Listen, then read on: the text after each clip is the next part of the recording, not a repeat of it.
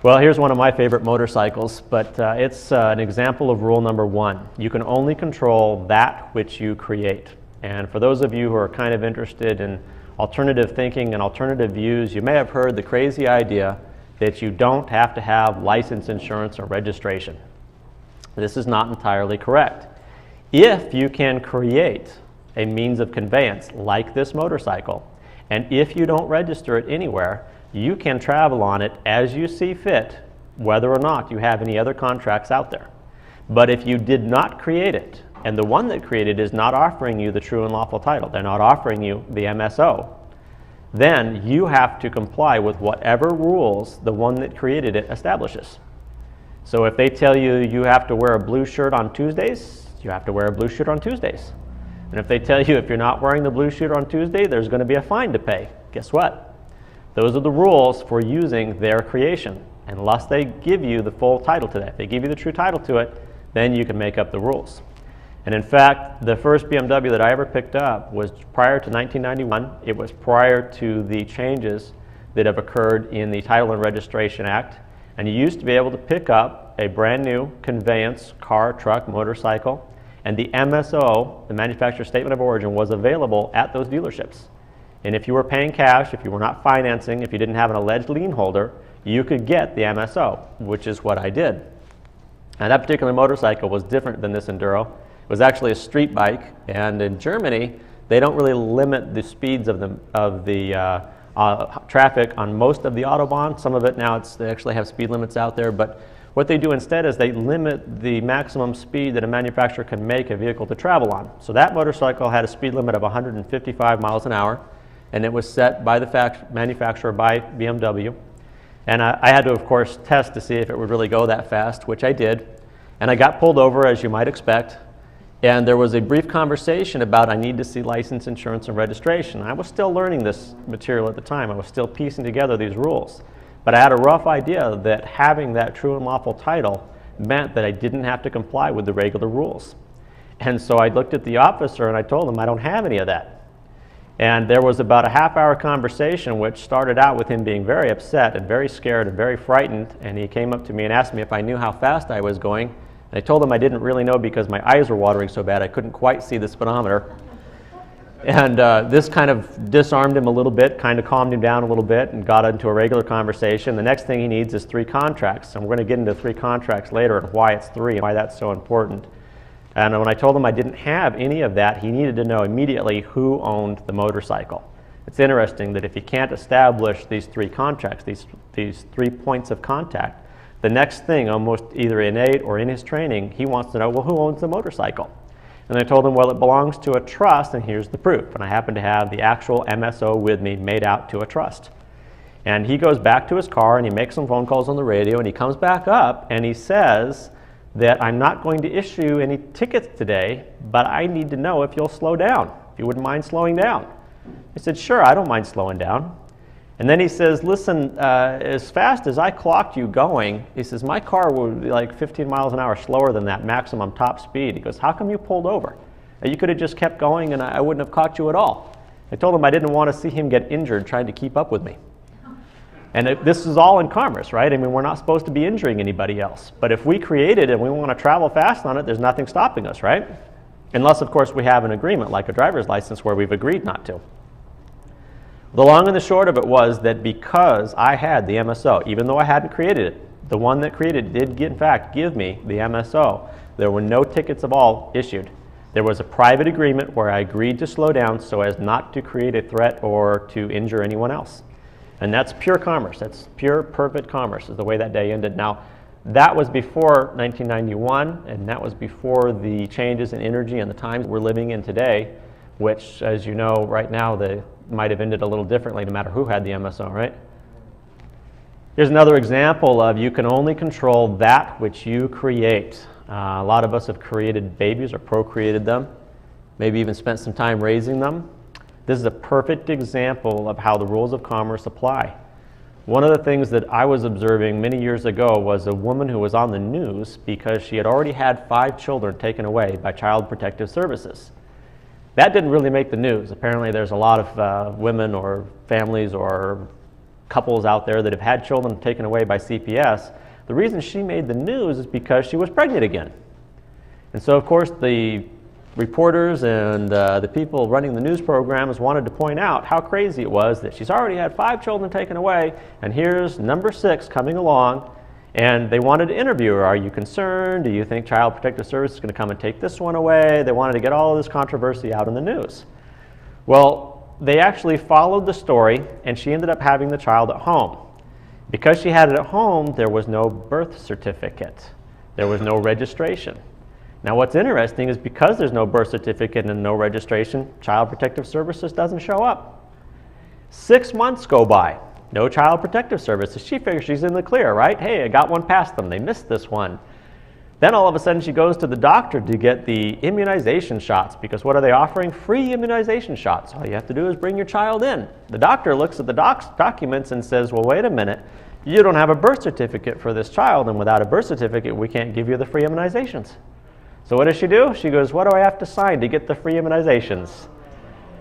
So she fills out the application for the birth certificate, she signs it, and she gets the free immunizations, and wouldn't you know it, 3 days, 72 hours later, guess who's knocking at the door? Child Protective Services. This actually makes the news. Now, is this full disclosure? Possibly. We know that they try to disclose everything, right? That's their defense in the end. Hey, we told you how it worked. We told you everything. We didn't hide it, right? Child gets taken away. Now, I'm sitting at home watching this whole story play out on the news, and I'm thinking to myself, this is a perfect example of those rules of commerce. When she had created the child, she had the only title to it until she registered it. Once she registered it, she lost title. Now the one that has title says, oh, you're not doing a good enough job taking care of my collateral. Don't worry, we have an organization that's set up just to take care of our collateral. And that's what Child Protective Services did. They stepped in to take care of the collateral. We're not going to cover here today in this presentation mortgages and deeds of trust, but they work along the same lines, believe it or not. You have a creation that you create, and you have to register that creation, or you have to give up title to it, but it's all by agreement, and the remedies are available as well. Now, for a child, once you register it, you can never regain title, unless, of course, you manage to get the one that you've registered it to actually give you the title back. I've never heard of that, so the bottom line is that child would have to grow up, reach the age of majority, and then choose for themselves what master they serve, right? This is one of my other favorite examples of how we were piecing together these rules of commerce. For those of you who don't recognize, that's Billy Lane, the back that we see there. It's from the History Channel, a little show called Biker Build-Off. What happened, of course, is that back in the day when they did this show, Billy had built this motorcycle in his shop. And at that time, they were making the frames, and they didn't have VIN numbers on them, and they didn't have registration on them. They didn't have anything. He didn't even have the shop tags that you'd expect, like the dealer plates that you keep in your shop. If you create something, you put the dealer plate on it, you're good to go. And he wanted the tank to have lots of different facets to it, and he wanted that tank to look really, really fantastic, even though it didn't carry a lot of fuel. And because of the way he welded it together, and the fact that he didn't temper anything, he didn't take the stresses out of the metal, and the fact that the twin-cylinder motor that's running it was running very rough, as they always do, it tended to crack the tank and cause gasoline to leak on the motor, and lo and behold, it catches on fire. So here he is on the side of the road. It makes for great television, right? Because you have all this great controversy, a big barbecue on the side of the road. And the police actually show up, and they pull out their government-issued fire extinguisher, and they put out the flames, surprisingly quickly. And immediately after putting out the flames, which I assume is the service that the officer has just provided, the next thing he wants to know is, who am I going to bill for this service? So we asked Billy to see license, insurance, and registration. I know it sounds familiar. It goes back to one of our previous stories, right? What he's looking for is 3 contracts. And Billy turns to him in his drunken, more or less hillbilly manner, and he says, we don't have any of that because I just made this. They actually cut to commercial, and we don't hear anything until we get back to from commercial, and the announcer says that the police officer decided to take pity on poor Billy since it had actually caught on fire on the side of the road, and he did not issue him any tickets for the license, insurance, and registration, or for not having license, insurance, and registration. But from our point of view, through observation and through looking at the rules of commerce, we see that when he said, I just made this, that's actually the MSO. He established title to his creation. And because he has title, there can't be any requirement to wear a blue shirt on Tuesday or to have it registered or insured or licensed or anything else. And because there was no jurisdiction over it, the officer ceased. He stopped right then and there. There was no further commerce to conduct. Of course, today, even if you buy one of these kits, they try to sell you a frame that already has a VIN number that's already registered somewhere. And whether you're building it in your garage or whether you're buying it from a dealership, what you'll discover is all they're offering you is what's called an MCO, or Manufacturer's Certificate of Origin. Certificate always means copy of. It's never the original. An MSO, or Manufacturer's Statement of Origin, which is the true and lawful title, has to have a declaration of creation in it. It can be as simple as, I just made this, or it can be Ford Motor Company declares that it created such and such vehicle and describes it, whereas an MCO is very different. The certificate, which is to do with what has been registered and the title has been lost, that says that such and such manufacturer declares that this is the first time title has conveyed in ordinary commerce. Now, just like if you're looking at algebra, basic simple algebra, just like looking at scripture, which is basic algebra, if it says that this is the first time title has conveyed in ordinary commerce, then that has to mean inversely that the true title, the true lawful title, has already conveyed in extraordinary commerce. Now, we're not going to get into really great detail about how all that works, but realistically, if you show up at a dealership and you wish to acquire an interest in a vehicle or in a motorcycle or in a boat or anything of this nature, and you're not offering them true payment, they don't have to give you true title. So you show up at the company store where the company vehicles like Phillips Dodge or whatever other company, or like the Dutch East India Company or the United States of America, and they're selling you, look, this is all company property here. And you have company script, these Federal Reserve notes. And since you're not paying in anything other than company script and it's not real money, we don't have to give you real title. And of course, if you're not smart enough to know the difference, we definitely don't have to give you real title, right? Now, rule number 1, you can only control that which you create. This happens to be the United States statutes at large. Now, codes and statutes are very interesting. To start with, they're copyright protected, which we're going to cover in the next slide. Also, if you create something, you get to control it. Now, if you come into this system of commerce, whether you're here on the earth as a living being, or whether you've come into the actual system of commerce on the waters of commerce, in order to play in commerce, you have to be able to create something. Now, if you can't grow food, and you can't create children, and you can't create vehicles, what could you create that would allow you to play in commerce? How about paper? Yeah, you could become a paper merchant. You could become a law merchant. And you could even disclose to the whole world that what you have are pagan statues, like pagan idols, like pagan priests and pagan statues and pagan idols. And you could call it the United States statutes, or United States pagan statues, however you want to call it. Or you could even go so far as to fully disclose to the whole world that it's a code.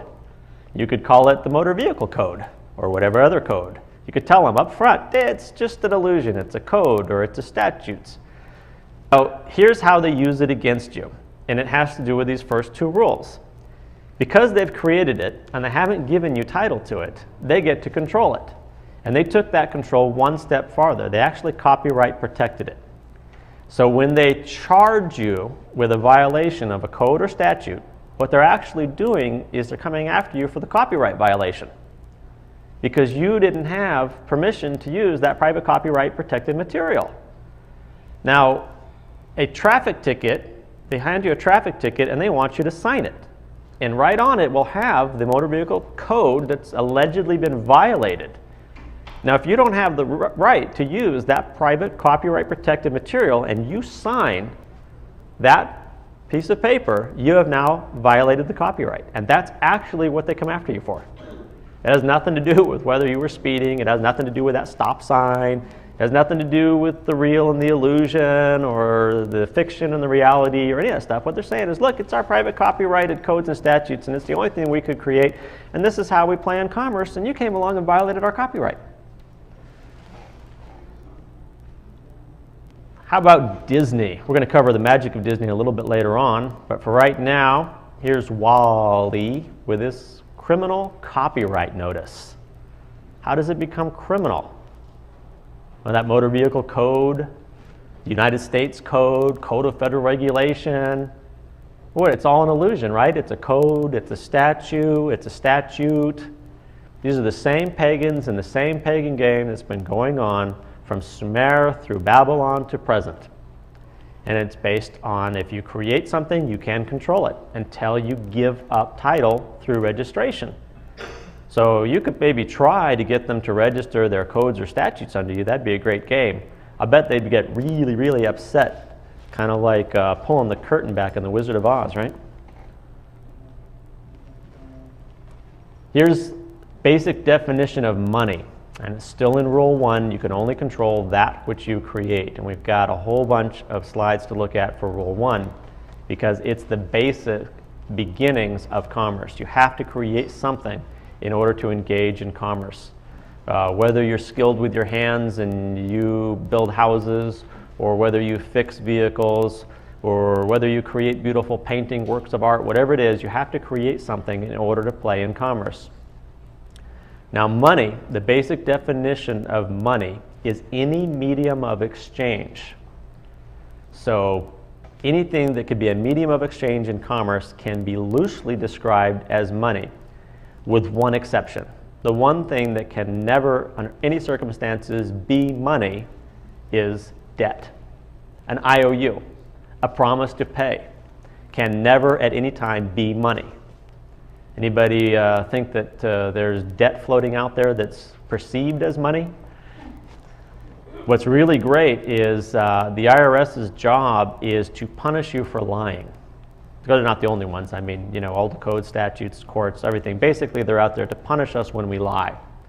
So if somebody is giving you debts as income and you actually claim an earned income, when you receive this debt, you've lied and you will be punished financially for it. And that's where these taxations and all of these other cool things come from. Now, here's the one form of debt that's perceived as money that we're all familiar with. These are Federal Reserve notes. Notes, not money, not cash, right? Federal Reserve notes. And if you are the Federal Reserve and you create Federal Reserve notes, you get to control them. And here's the best part. You get to control everything that engages with them in commerce. So any transaction that involves Federal Reserve notes, the Federal Reserve gets to control. Now, when the Federal Reserve prints, say, 100 Federal Reserve notes, they're charging 6% interest on what they've printed. That 6% is never printed. So it seems to be a self-imploding system, right? It's got to have a deficit of 6% for every Federal Reserve note that's printed because they're charging interest, but they're not printing the notes to pay the interest. So if that's the case, there must be another form of currency out there. And if debt can never be money, there has to be another form of currency, not necessarily money, but another form of currency. Now, you could also call it cash, because cash is whatever is used as currency in that jurisdiction, or in that realm, or in that reality. Now, here's another form of currency that we're all familiar with.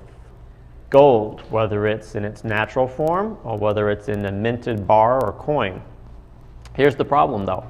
If we apply the rules correctly, you can only control that which you create. If you did not create it, you cannot control it. I don't know about the rest of you, but I don't remember creating gold in any form. Since I didn't create it, I can't control it. And there have been a lot of these people who begin to learn a little bit of things like this, and they immediately go out and try to engage in commerce using gold, because somehow they instinctively know that the energy of a Federal Reserve note is negative. They're trying to steer away from it. And what happens when you go out there in commerce and you try to engage in commerce with gold? You get arrested for some reason. It's kind of shocking, right? I don't understand what happened. Well, what happened is you didn't create the gold, so you can't control it. You didn't create the Federal Reserve notes. You can't control them. And when you try to control something that you didn't create, it's a form of interfering with commerce, and that always has the same negative, horrible, ugly result. Now here's the natural form of gold. Once again, you can only control that which you create, whether it's in nugget form, whether it's a minted bar or a minted coin or whatever it is, you didn't create it. Even if you find the nugget and you hammer it into your own coin, you still didn't create it. The good news is you don't have to, because you have your own unlimited form of energy that you can use anytime you want.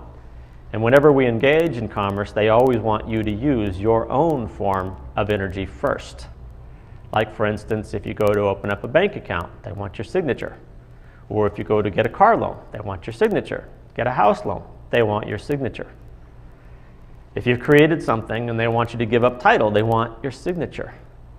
So it turns out your signature is actually more valuable than the gold. It's more valuable than the Federal Reserve notes. It is yours because you created it. I remember when I was in grade school, they told you, you're going to learn how to do your own signature today. Why? Because if you don't have this little creation, you haven't created anything, how are you going to engage in commerce without a creation? So you create your signature, and that's really all you need to play in commerce, to engage in commerce. And if you think that maybe I'm a little off base, like a lot of people do, what you'll discover is that's always what they want first. They'll try to make you think that this mortgage exchange or this car loan exchange or this bank account is actually more valuable than your signature. But see if they give it to you without the signature. They want that signature. It is more valuable to them than anything else that's going on in commerce. They want it so badly that if you don't give it to them, they'll beat you up for it. Now once again, if you create something, you get to play in commerce. This is a pagan idol, one of many. We saw some pagan statues and pagan idols earlier on as well. If you create it, you can control it, and it allows you to engage in commerce. And for those that can't create something of value, they don't grow any food, they don't have any livestock, they can't create children, they don't make any cool motorcycles, they have to create something else and get everyone to worship it. Pagan idols, paganism. But if we're following those rules of commerce, we'll never fall into that trap, right? Here's one. This is absolutely classic. This is a promissory note. It's from June 15th, 1916. The dollar amount is $500. And you'll see the signatures on it. There's actually two signatures. This is incredibly valuable, right? We're tapping into the energy of two living beings when we create this. It even has the fully paid stamp on it because it's been completely redeemed and paid. And although we don't have all the specifics involved, we can, although it's tough to read from the screen, if you with the handout, you'll have the entire presentation, and you can actually go through each slide and you can read what it says. And it says, the order of, pay to the order of Savannah Realty and Investment Corporation.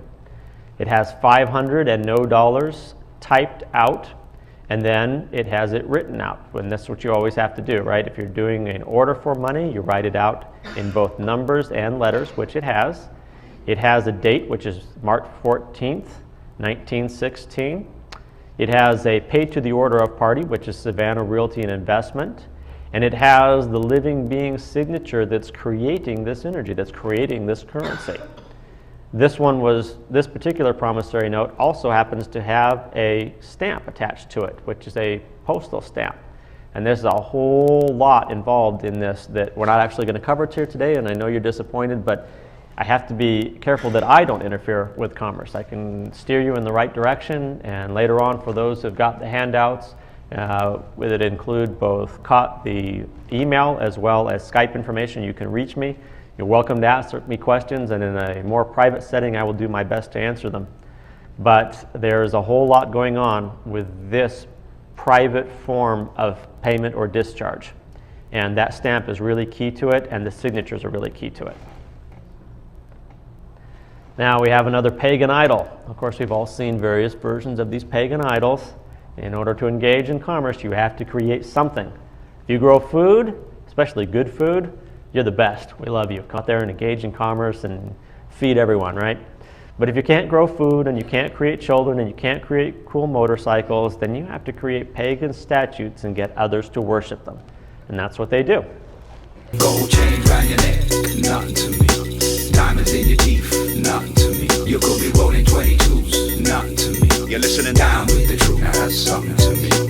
Know thyself, seek and ye shall find. I tell you this now, it's in no African mind. Searching diamonds, gold, silver, platinum, them the kind of things, illusions you fathom. Yeah, they call it magic. Right, your route is tragic. I know, clever what they done, fantastic. Come against me now, you end up in a straitjacket. I'll prove you illiterate. One question, the language. Now who's the pickle in the sandwich? This kind of knowledge that you're hearing will damage you, destroy you. Don't worry, I'll employ you, get you back on track, so you can defend your own attack. Gold chain round your neck, nothing to me. Diamonds in your teeth, nothing to me. You could be rolling 22s, nothing to me. Down with the truth, now that's something.